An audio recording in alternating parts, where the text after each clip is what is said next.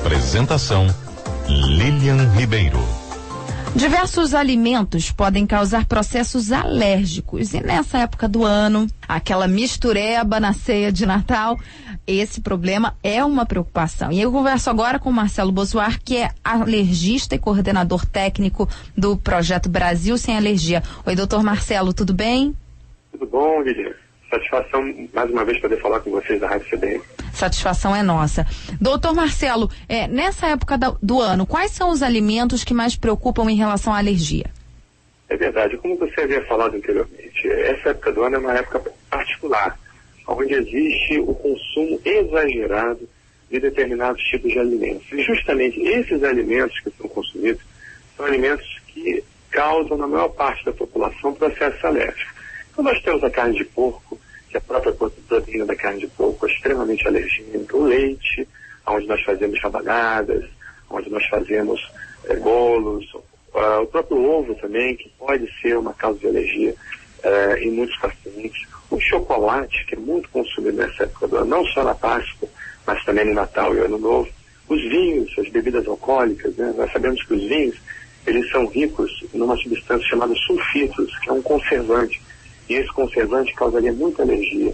As bebidas fermentadas em si, nós sabemos que a fermentação provocada pela bebida, a levedura de cerveja é um fungo.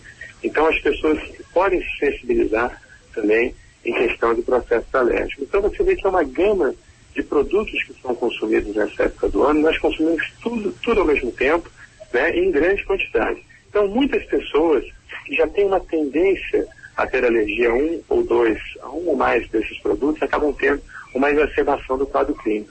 E nós temos ainda um agravante, que é a questão do calor. Nós importamos uma dieta que ela é típica da América do Norte, é típica para ambientes frios nessa época do ano, né? E esses alimentos, a maioria deles são de origem animal. E esses alimentos de origem animal, eles têm uma perecibilidade muito grande, eles se estragam com muita facilidade. Então, você importar esses alimentos para essa época do ano facilita bastante essa questão de você estragar o alimento, né? E o paciente pode vir a desenvolver não só a questão da alergia alimentar, mas pode desenvolver uma intoxicação alimentar, que é justamente a reação adversa às toxinas produzidas pelas bactérias desses alimentos estragados. Então, o consumo excessivo e ainda de produtos mal conservados, mesmo que você não seja, digamos assim, alérgico àquele produto, ele pode causar uma reação adversa. É verdade, ele pode causar uma reação adversa. É muito comum nós vermos isso, principalmente naquele paciente que sempre comeu um determinado alimento. Um exemplo muito clássico. O paciente sempre comeu carne de porco, sempre se alimentou sem problema nenhum, só que em determinado momento da vida ele come uma vez a carne de porco e tem uma reação pseudoalérgica, ou seja, o corpo dele fica cheio de placas avermelhadas, tipo urticária, que coça muito, e eventualmente pode ou não dar algum sintoma gastrointestinal, como diarreia, como um pouco de náuseas, um pouco de vômito, mas muitas das vezes o único sintoma que aparece são as manifestações dermatológicas. Então ele procura o médico e diz para o médico: doutor, eu vim a desenvolver uma alergia à carne de porco. Ele, na verdade, não desenvolveu alergia à carne de porco, porque ele sempre comeu a carne de porco. Desde criança ele come carne de porco e nunca desenvolveu. Ele veio desenvolver justamente uma intoxicação, uma reação adversa à toxina produzida pela bactéria na carne de porco. Todos os produtos de origem animal, eles têm uma facilidade muito grande de se estragar se eles não forem bem conservados e bem preparados. Então, o paciente que por acaso vier a desenvolver reações adversas ao consumo de tal produto de origem animal, possivelmente ele não está desenvolvendo uma alergia, e sim um quadro de intoxicação. Doutor, e quanto às crianças, há uma preocupação especial com elas? É verdade. As crianças, nós sabemos que o sistema imunológico ainda está em formação. Então, primeiro, tente evitar dar comida de adulto para criança, somente as crianças que são lactentes ou recém-nascidos, né? Bem, na verdade, a mãe nessa época do ano, a partir dos 6 meses de idade, acaba dando um pouquinho a mais de uma substância ou outra, de um alimento ou outro para aquela criança, né? Como às vezes uma carne de porco, um pernil, alguma coisa assim, né? E isso pode acabar prejudicando aquela criança naquele momento. Então, assim, evitar dar alimentos fortes para a criança, principalmente quando ela já está naquela fase de fazer o uso da papinha ou fazer o uso de um alimento mais sólido, né? Evitar dar esses alimentos de Natal para as crianças. Doutor, quais são os principais sintomas de quem está com um problema de alergia ou intoxicação alimentar? São sintomas diferentes? Bem, na verdade, os sintomas às vezes são bastante semelhantes. A intoxicação alimentar, ela, como eu havia lhe falado, ela pode também se manifestar com sintomas gastrointestinais.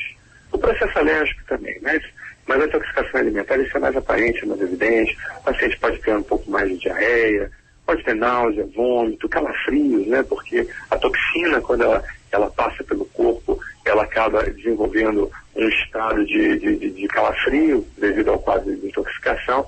Já no caso da alergia alimentar, não. A alergia alimentar, ela depende do grau de gravidade. Se ela tiver um grau de gravidade um pouco mais baixo, ela pode causar somente um ligeiro desconforto abdominal, pode causar um pouquinho de coceira na pele. É lógico que existem quadros de alergia alimentar que são extremamente graves, que podem levar, inclusive, o paciente ao óbito. Tá? Existem pacientes realmente que relatam isso, existe relato na literatura médica de pacientes que só de sentir o cheiro das proteínas voláteis de um alimento sendo frito, como camarão, como a carne de porco, só de sentir o cheiro dessas proteínas voláteis, isso já é suficiente para causar uma reação alérgica alimentar tão intensa que pode levar a um choque anafilático. O paciente pode morrer com insuficiência respiratória devido à epidemiologia e um choque anafilático. Então, você vê a questão da alergia alimentar como é algo preocupante. Então, se você sabidamente tem um conhecimento de que você desenvolve uma alergia alimentar, então tente evitar o consumo desses alimentos nessa época do ano, até porque nós, talvez para não sairmos um pouco do grupo onde nós estamos frequentando, nós acabamos consumindo. Mas isso pode ser extremamente danoso para o seu organismo. E tem como saber, antes do problema aparecer, saber a quais alimentos você é alérgico? Exato. Quando é um caso grave de alergia alimentar, o paciente já sabe já há bastante tempo que ele tem aquele processo alérgico. Agora, quando é um caso mais brando, ou um caso, ou uma sintomatologia que, de certa maneira, não tem aquela repercussão clínica tão importante, então o paciente sempre fica na dúvida, né? Porque todo alimento que nós consumimos, ele demora de 3, 4, às vezes, dependendo da questão do fluxo intestinal, 5 dias para que aquele alimento seja eliminado totalmente do organismo. Então, se você tem o costume de comer aquele alimento, você acaba ingerindo aquele alimento antes desses 4 ou 5 dias que você já eliminou totalmente a substância, né? Então, de certa maneira, fica às vezes difícil para o paciente fazer um diagnóstico somente se alimentando do produto. Então, existem alguns exames diagnósticos que podem ser feitos, no caso, o teste alérgico de pele, chamado teste de punctura, onde nós podemos ter uma boa noção se o paciente ele é um desenvolvedor de alergia alimentar ou não. Existem exames de sangue também que podem ser feitos, que é a dosagem da IgE específica para determinados alimentos.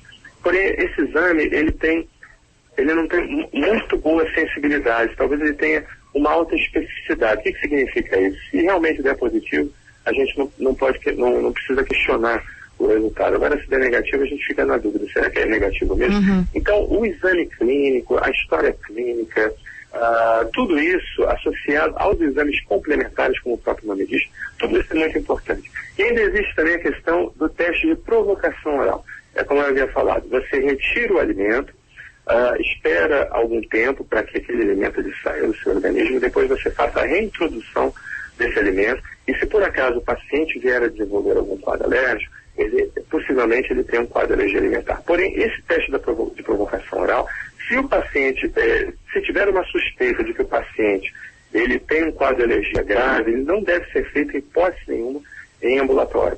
Ele deve ser feito em unidade hospitalar, com preparo. Isso quando você não consegue firmar um diagnóstico preciso com os exames complementares e a história clínica do paciente. Doutor Marcelo, para a gente encerrar, muitas pessoas dizem o seguinte: eu comi determinado alimento, ou toda vez que eu como aquele alimento, eu tenho dor de cabeça. A dor de cabeça também pode ser um sintoma de uma alergia alimentar? É verdade, isso é extremamente pertinente a sua pergunta, até porque existem inúmeros alimentos que causam as crises, chamadas crises de enxaqueca. Não confundir enxaqueca com dor de cabeça. Nem toda dor de cabeça é uma enxaqueca.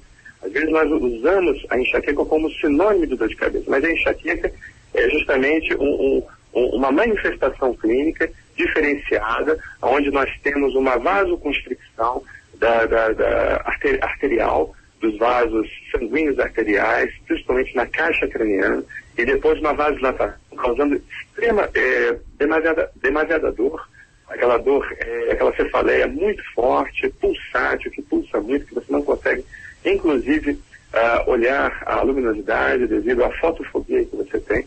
Então, existem muitos quadros de alergia alimentar que também se manifestam com crises de enxaqueca, principalmente alergia alimentar ao leite, ao amendoim. Tem muitos pacientes que fazem uso dessa leguminosa e logo após usar essa leguminosa vêm a desenvolver o quadro de cefaleia. Tá certo. Doutor Marcelo, muito obrigada pela entrevista aqui na CBN. Ótima semana. Eu que agradeço e estarei sempre à disposição quando precisarem. Muito obrigado.